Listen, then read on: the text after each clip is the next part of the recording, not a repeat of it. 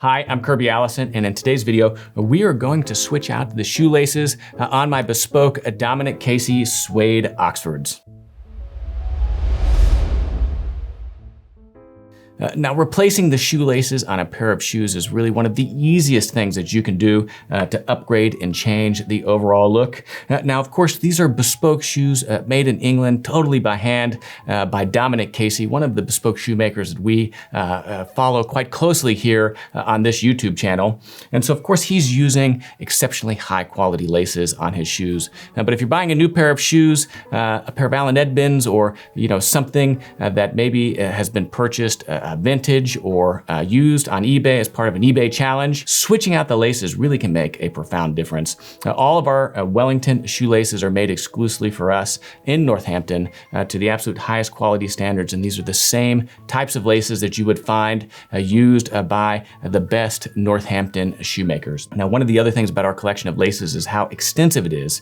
Not only do we have up to 5 different sizes, beginning at a 60 centimeter, 75, 80, 85, and 120 for boots, but we also have several different styles ranging from round waxed laces to round unwaxed laces to flat laces and even colored laces. So if you need to replace your shoelaces, look no further than kirbyallison.com.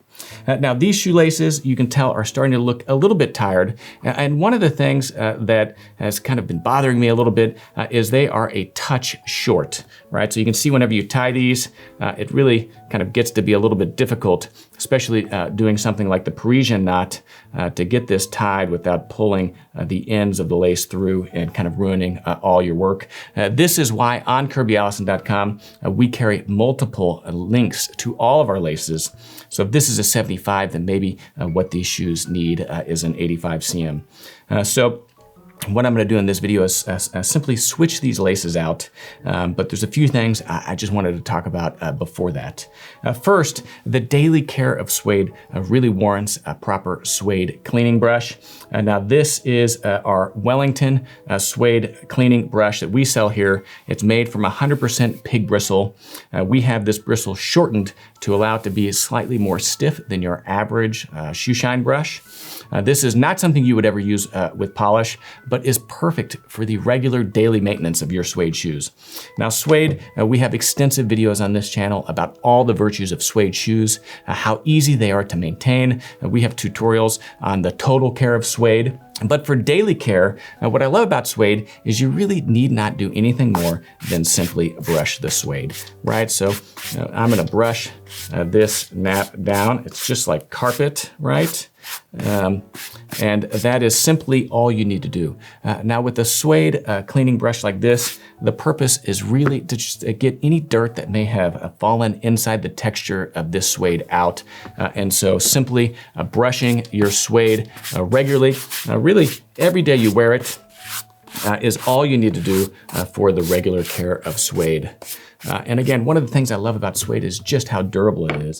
You can't scuff suede like you can normal calfskin, and I think that that makes a pair of suede shoes the perfect travel shoes, because as we all know, whenever you're traveling, kick your luggage, kick the back of the airline seat, someone steps under your shoes, it is really a snake pit, for a great pair of leather dress shoes. I call it defensive walking, but sometimes even the most careful of people still has something with their shoes that causes them to get scuffed. So for that reason, I prefer to travel in suede. So these are the shoes. We are going to simply replace these laces real quickly in the video. This you can see is the straight lacing method, and this is the only way that I would lace a pair of formal dress shoes. The cross lacing, I just do not enjoy. Now, we have an entire video on how to properly lace your shoes, but we will go ahead and review that for the purposes of this video. So I'm simply going to pull these laces out. You could cut them off if you wanted, but I'd like to just hold these up once I get them out next to the other laces to just see what length these are. I'm curious if they are 75s or maybe even 70s. They're certainly not 60s, but they've always been a touch short, and today we're gonna fix that. So this is a great illustration of why I don't regularly remove the laces to shine a pair of shoes, only occasionally, and certainly, more often than not, only whenever I'm often or also replacing the laces. Removing the laces can be quite taxing on the shoe itself. And so for that reason, I think it places unnecessary strain on the eyelets. And so, if the laces don't need to be removed and replaced, then I wouldn't remove them every single time you go to shine your shoes. The other thing that removing your laces every single time you shine a pair of shoes can do is actually cause you to shine your shoes less often. Unlacing and then lacing up a pair of shoes can actually take quite a bit of time. We're gonna just cut these off.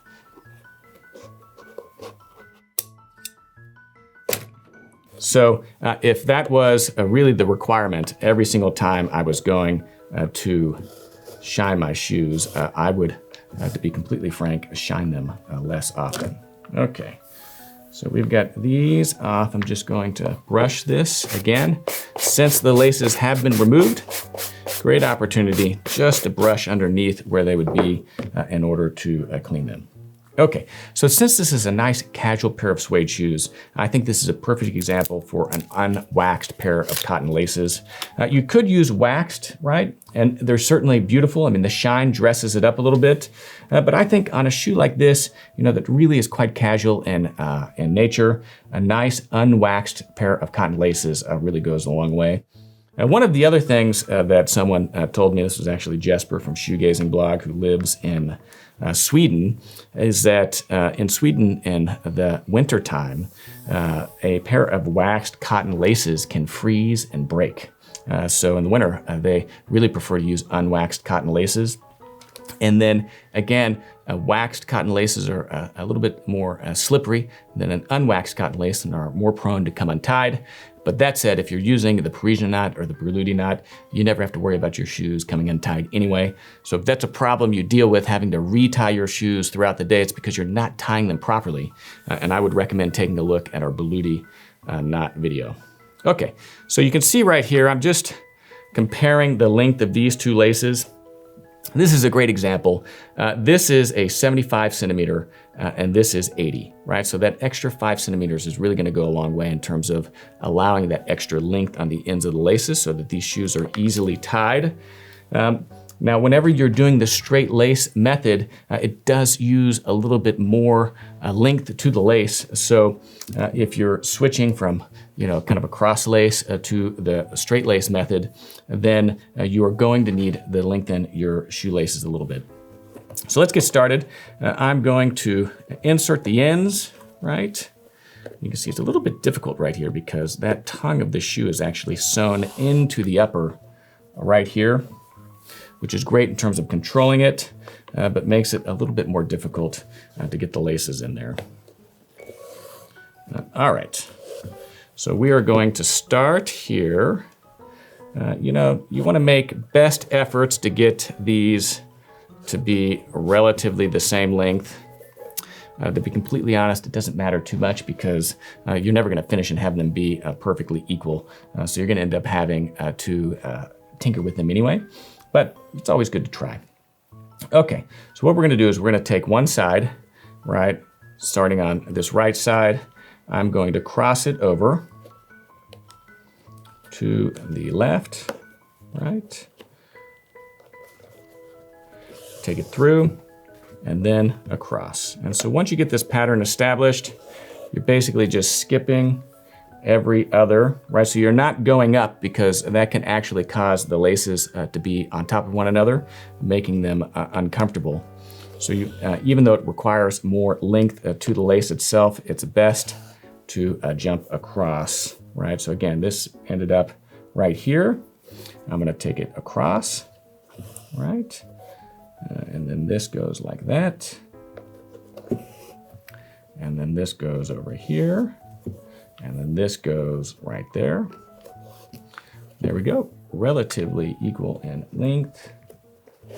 Right, so let me put the shoe tree back in. Right, let's pull this tight. Every single time I put my trees in my shoes at the end of the day, part of my daily care is to always tie them. And here I'm going to tie this with the Parisian knot. We also have a video on how to do the Berluti knot, which is exceptionally beautiful. But this is a very simple double knot, as you can see right there, that has 2 parallel ends. And look at that. Less than 5 minutes, totally transformed these shoes. The contrast between the slightly darker cotton of the lace and the suede, I think is really quite magnificent. Have a nice little brush, and there we go. So let's get this other one done real quickly.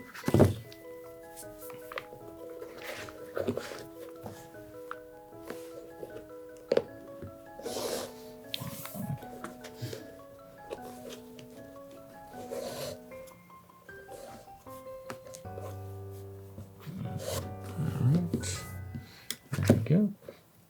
So we are going to go over.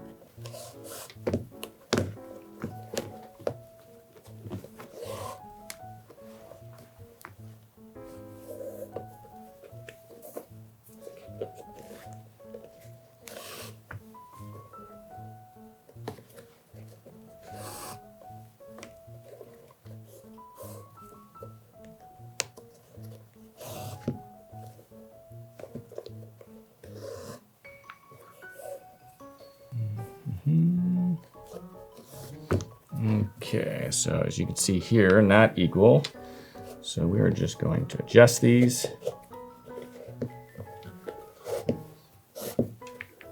Voila. All right, throw the shoe tree back in. Tighten these laces.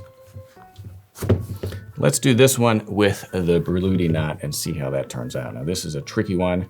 Again, we've got 2 loops. I'm gonna cross one over the other and then take everything from one side through the bottom. And then on the other one, I'm gonna do the same thing through the front, all the way through the back. It's a little bit more of a clumsy lace to tie, but whenever you get this right, this is, I think, is probably the most beautiful knot of them all. I mean, look at these two together. We've got the Parisian knot on the right, the Berluti knot on the left. Absolutely gorgeous. Both are double knots, right? They will not come untied. I tie all of my children's shoes with the Parisian knot, and I love it because not only is it a double knot, but it's easy to untie it in just one pull. It's not like a traditional double knot where you've got to pick it apart, which I absolutely hate. And then you can see with the Berluti knot, there's a little bit more detail to the knot, right? You've got, again, those 2 parallel loops right there. But what I like about this is it really, as you can see, sweeps the laces back. So they kind of just stay very clean. You know, they're not gonna move around. It's not gonna twist sideways. Absolutely beautiful, beautiful knot. If you don't know how to tie one or both of these, I strongly recommend taking a look at these videos. We have links in the description of this video. Of course, I did this with our Wellington luxury dress shoelaces. We've got an extensive collection of shoe shine accessories, including laces on our website. Of course, visiting KirbyAllison.com is one of the best ways to support the content we film here on this YouTube channel. You'll find there the largest collection of luxury garment care accessories and shoe care accessories in the world, as well as other great clothing accessories, like this beautiful Sovereign Grade necktie, pocket squares, braces, undergarments, socks, and really so much more. So if you haven't visited KirbyAllison.com, please take a moment to do so. Otherwise, I'm Kirby Allison, and I love to help the well-dressed acquire and care for their wardrobes while exploring the world of quality, craftsmanship, and tradition. Thanks for watching today's video.